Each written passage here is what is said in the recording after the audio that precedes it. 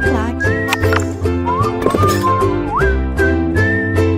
E aí, pessoal, voltando aqui, agora nós vamos trabalhar a última parte, né, da parte de conceitos de hardware e software, que é a parte de barramentos, de placa-mãe. Vamos lá, vamos a ela. Nós já vimos aqui no início do nosso, né, do nosso bloquinho de conceitos gerais, a placa-mãe. Já falamos que a principal placa de circuito de um computador é na placa-mãe que todos os componentes se conectam. Então, olha para cá. Os componentes, eles se conectam nos slots e são gerenciados e controlados pelos barramentos. Slots são encaixes para os componentes, são esses aqui, olha. São esses aqui. Esses são os slots, ok?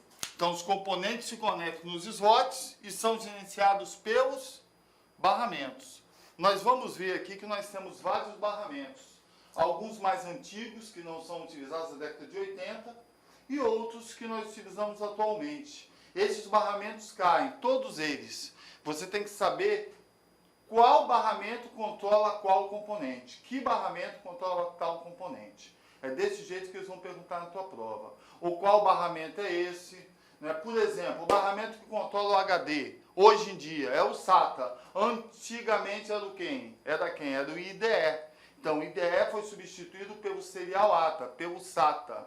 Não é? Hoje, quem controla a placa de som? É o PCI Express, que substituiu quem? Quem controlava antigamente na década de 80, na década de 90? O PCI. São essas informações que você tem que ter. Ok? Então a placa-mãe é a principal placa de circuito de um computador. É na placa-mãe que todos os componentes se conectam. Eles se conectam aonde? Nos slots, que são esses encaixes. Ok? Encaixes para componentes. E esses componentes são controlados por quem? Pelos barramentos, conexões elétricas através da placa-mãe. Aqui embaixo nós temos o chipset. O chipset nós já vimos que é o principal componente da placa-mãe. É o componente mais importante da placa-mãe, vem nativamente junto com a placa-mãe. Né? Para que serve o chipset? Ele controla, ele gerencia todo o tráfego da placa-mãe. Então o chipset é o centro nervoso da placa-mãe. Esse conjunto de chips, circuitos integrados em pastilha de silício, é isso que quer dizer chips, controla todo o tráfego de dados pela placa-mãe. Chipset, além de controlar todos os dados, todo o tráfego de dados da placa-mãe, ele é o componente mais importante da placa-mãe. Guarde isso. Não é o processador. Não é o processador. O processador é o componente mais rápido. O componente mais importante se chama chipset. Nós temos aqui o chipset. Vamos falar sobre eles. Nós temos dois chipsets, a ponte norte e a ponte sul. São simplesmente os dois. Se ele detalhar na prova, é o famoso detalhe, né? Quantos chipsets nós temos? Dois, ponte norte e ponte sul. Vamos conhecê-los. A parte mais importante da placa-mãe é o conjunto de chips, circuitos, que controla todo o funcionamento da placa-mãe.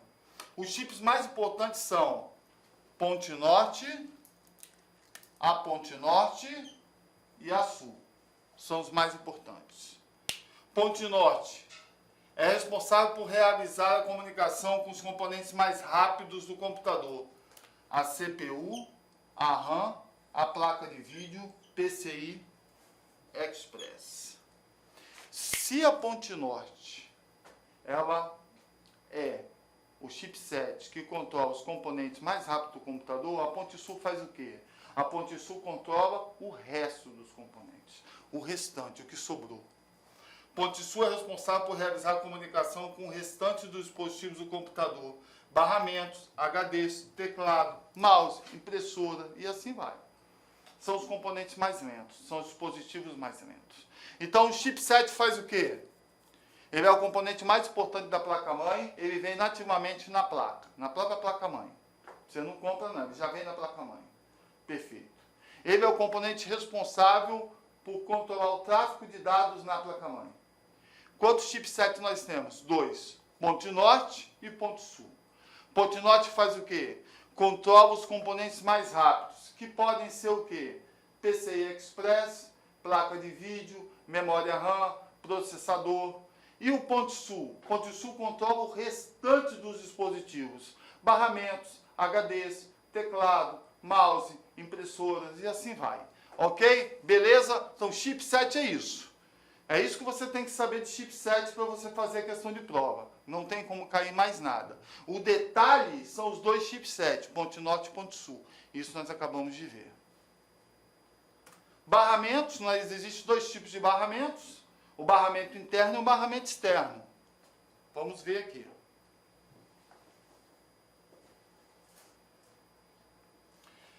Barramentos são caminhos que servem para transmitir dados entre os diversos componentes do computador. Em uma placa-mãe, há diversos barramentos diferentes. Os barramentos internos e os barramentos externos. Exemplo de barramento interno, de controle. Barramento que controla a placa de som, a placa de vídeo, a memória RAM, o processador. São barramentos, placa de rede, são os barramentos internos. Barramentos externos, controla o teclado, fica fora. O teclado, o monitor de vídeo, a impressora, um scanner, ok? Beleza? Esses são os barramentos externos. Então, barramentos internos, ligam os periféricos que ficam dentro do gabinete do computador, diretamente na placa-mãe. Externos, ligam os periféricos que ficam fora do gabinete. Mouse, teclado, impressora, monitor de vídeo, beleza? Esses são os barramentos externos. Esses são dispositivos que serão controlados pelos barramentos externos. Para placa de som, placa de vídeo, placa de rede, RAM, processador, esses são os componentes que serão controlados pelos barramentos internos. Vamos conhecer alguns barramentos agora?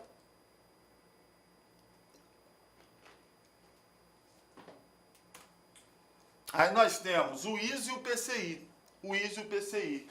Barramentos que dominaram a década de 80. Praticamente era o ISA, PCI e o IDE.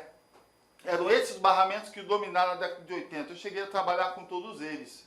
Eu comecei a trabalhar em 1985 com informática. Eu conheci o ISA, conheci o PCI, conheci o IDE. Eram esses 3 barramentos que dominavam a década de 80.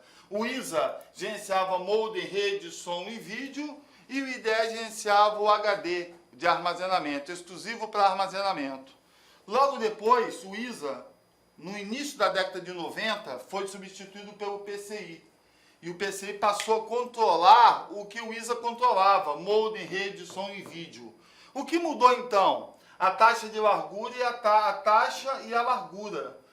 E ele também era plug and play, reconhecia automaticamente os dispositivos, os componentes. Coisa que o ISA não fazia. O ISA não reconhecia automaticamente, era dor de cabeça só para você reconhecer um componente. Já em 95 entrou o plug and play, Connect e use. É isso que significa plug and play. Connect e use.